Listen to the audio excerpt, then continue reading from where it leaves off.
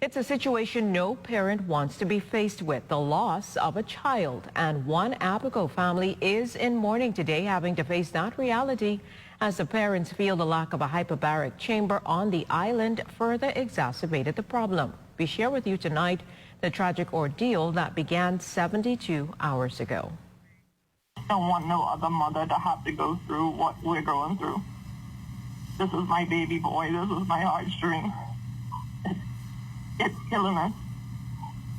That's the anguish Rochelle Sawyer of Marsh Harbor, Abaco is coping with after the loss of her 16-year-old son, Randall Sawyer. She explains how he was feeling following a dive trip Thursday. And when he came out the boat, he appeared to have a headache and a pain in his arm. And shortly after, he fell out unconscious.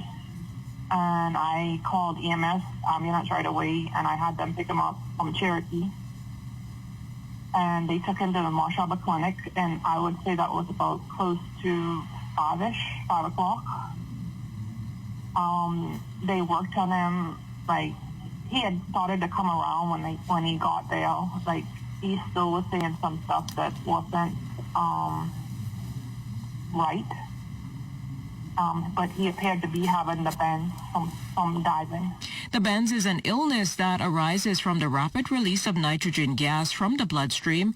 It is caused by bubbles forming in the blood and other tissues when a diver ascends to the surface of the ocean too rapidly.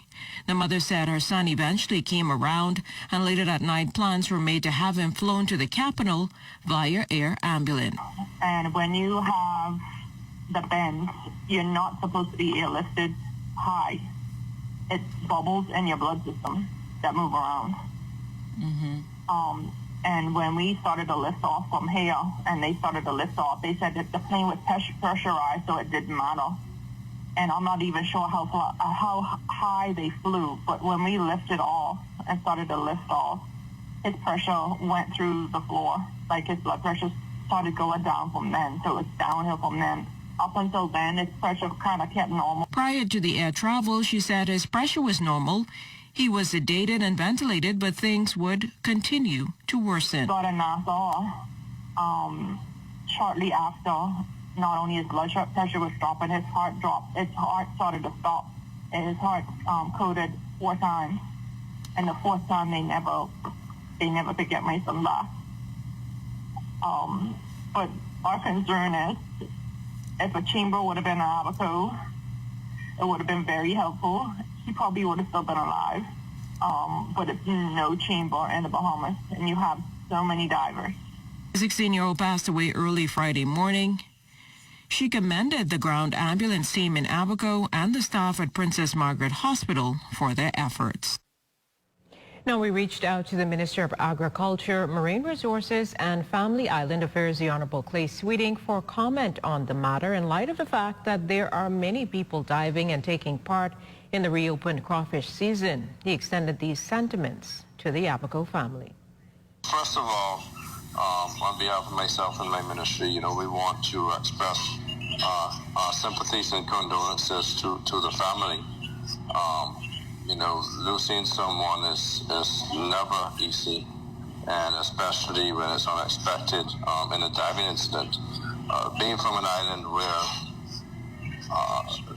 crawfishing is one of the largest stakes on how we operate in this community, we have seen numerous occasions where persons have at the bends during the season, and this being the start of the crawfish season. I would want to remind divers to ensure that they follow proper protocols and procedures when it comes to decompression. The minister says the issue is one that he will bring to the attention of his colleagues. So we understand that there is a need for a chamber, a hyperbaric chamber. And I would speak to the Minister South in this regard. It doesn't fall under my ministry, but I do understand that, and I do feel for the fishermen, and would like to see something that, in case this happens again, we are able to hopefully decompress the person that has this diving illness. But I would say that, once again, I share in the sympathies of the family. I do know the grandparents, or the grandmother of the child, so I would like to share my sympathies with that, and hopefully we can get something sorted. Previous, we had private entities that run the chambers, but unfortunately it seems that all of those are down and inoperable in this country at this time.